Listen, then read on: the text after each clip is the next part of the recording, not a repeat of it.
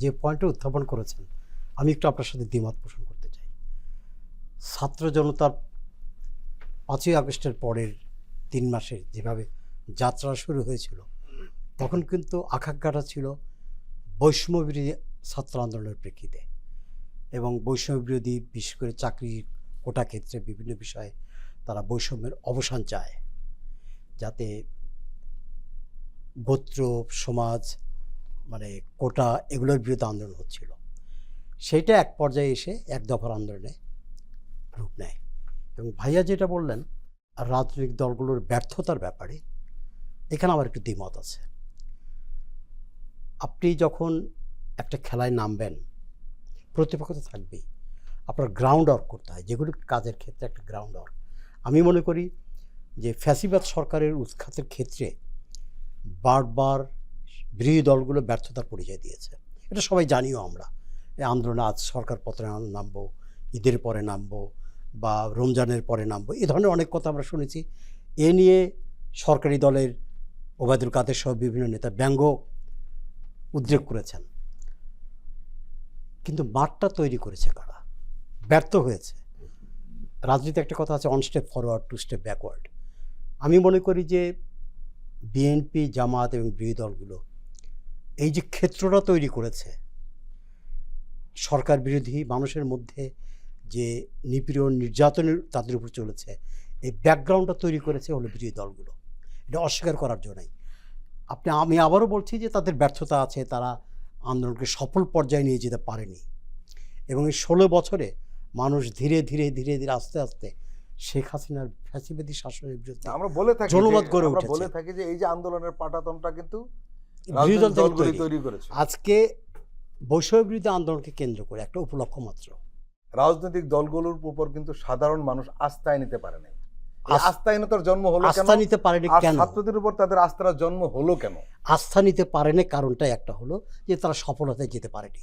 কিন্তু আমি বলছি গ্রাউন্ড ওয়ার্কটা কিন্তু রাজনৈতিক দলগুলো গত 17টি বছর লড়াই সংগ্রাম করে, আজকে যদি বলেন ছাত্র নেতারা যে নির্যাতনের শিকার হয়েছিলেন গত 3 মাসের নির্যাতন, এই বিএনপি জামাতের কর্মীরা ঘরে থাকতে পারেনি, নির্যাতিত হয়েছেন, রাস্তায় মার খেয়েছেন, ফ্যামিলি ধ্বংস হয়ে গেছে, ব্যবসা ধ্বংস হয়ে গেছে, গুম হয়ে গেছে ইলিয়াসের মতো নেতাদের। তাদের ত্যাগটা আপনারা দেখবেন না। এই ত্যাগ এবং তিতিকার মধ্যে দিয়ে কিন্তু আজকে 24-এর গোড়াপত্তন হয়েছে এবং একটা পরিস্থিতি তৈরি হয়েছে।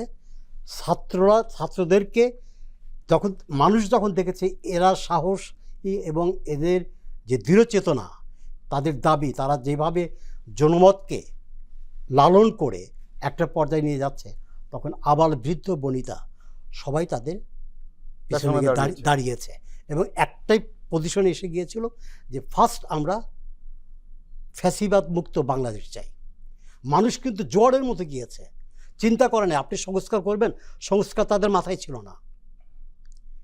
আপনি আজকের যে প্রেক্ষাপটগুলো তৈরি করা হচ্ছে বা তৈরি হচ্ছে, এটাগুলো তখন ছিল না। তখন মানুষের মাথায় সংস্কার ছিল না, ঠিক আছে, আপনার কথার মতো ধরে নিলাম। কিন্তু প্রশ্ন হলো, আরেকটি নির্বাচন যদি হয়, গতানুগতিকভাবে একটা নির্বাচন হলো এবং একজন ক্ষমতা আসলো, তাহলে কি হবে বাংলাদেশ? না, এই জন্যই আমি তো সংস্কারের বিপক্ষে বলছি না। এই জন্যে আমি যেটা বলছি যে মানুষ এই 16টি বছর 17টি বছর যে নির্বাচন ব্যবস্থাকে ধ্বংস করা হয়েছে, যে গণতান্ত্রিক শাসন ব্যবস্থাকে ধ্বংস করা হয়েছে, মানুষ এটা পুনরুজ্জীবিত চায়।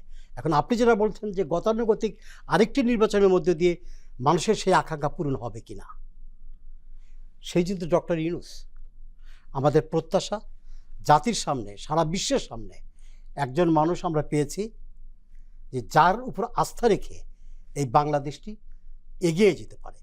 এই ব্যাপারে কিন্তু সাধারণ মানুষের দ্বিমত নাই। কিন্তু আমার প্রশ্ন হলো যে সংস্কারের নামে আপনি যে সংস্কার কথা বলছেন, এইটা একদিন বা 2 দিন বা একদিনের ঘোষণায় সম্ভব না, টাইম লিমিট দিয়ে সম্ভব না। একটি সময় নেবে এবং এই সংস্কার প্রক্রিয়া চলমান থাকবে। জনগণের ম্যান্ডেট নিয়ে যারা আসবেন তারা এটা করবে, কি করবেন আপনি নিশ্চিত কিভাবে?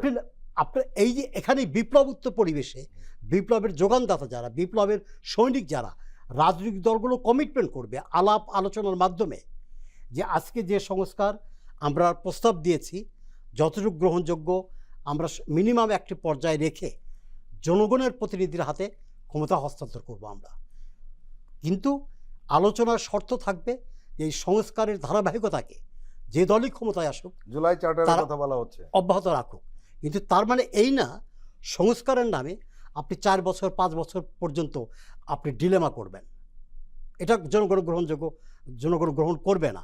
এবং জনগণের কিন্তু আপনারা বড় ভাই রাজনীতি করেন বা যারা রাজনীতি আসছে বা যারা রাজনীতি এখনও করছেন, জনগণ চাচ্ছে যে একটি জবাবদিহিমূলক প্রতিনিধিত্বশীল রাষ্ট্র কাঠামো গঠনের জন্য জনগণের নির্বাচিত সরকারি তাদের জনগণ কিন্তু নির্বাচনটা 3 নম্বরে রেখেছে। আপনি 1 নম্বর হলো বিচার, এই ম্যান্ডেটটা 2 নম্বর সংস্কার।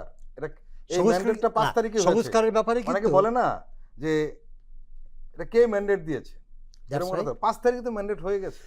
সেটা বিপ্লব উত্তর পরিস্থিতি। এখনকার পরিস্থিতি যেটা, যে জনগণ কি চাচ্ছে বিচারের কথাটা বলতে হবে না স্ট্রংলি? অবশ্যই বলবে। বিচারের কথা রাজনৈতিক দলগুলো ওইভাবে স্ট্রংলি বলে না। কেন বলবে আপনি না? খেয়াল করেছেন?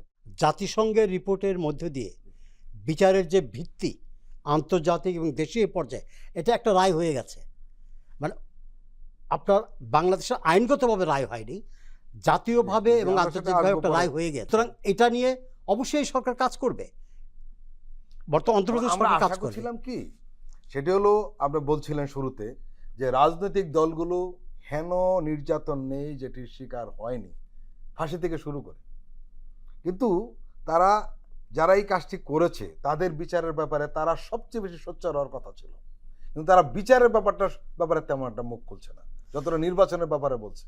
এটা তো আইনি প্রক্রিয়া, কিন্তু বলা উচিত না বলছে যে আমরা সবাই। বিচার চাই, দ্রুত না, বিচার ফ্যাসিবাদের করেন, বিচার চাই ব্যবস্থা সবাই করেন। বলছে, কিন্তু এটা বিএনপিও বলছে, জামাতও বলছে। প্রশ্নটা হলো যে আমার এই বিচারের ব্যবস্থা উদ্যোগটা এটা কিন্তু প্রক্রিয়াধীন আছে। Right, right. শেখ হাসিনার নামে অনেকগুলো মামলা হয়েছে এবং প্রত্যেক মন্ত্রী এমপির নামে মামলা হয়েছে।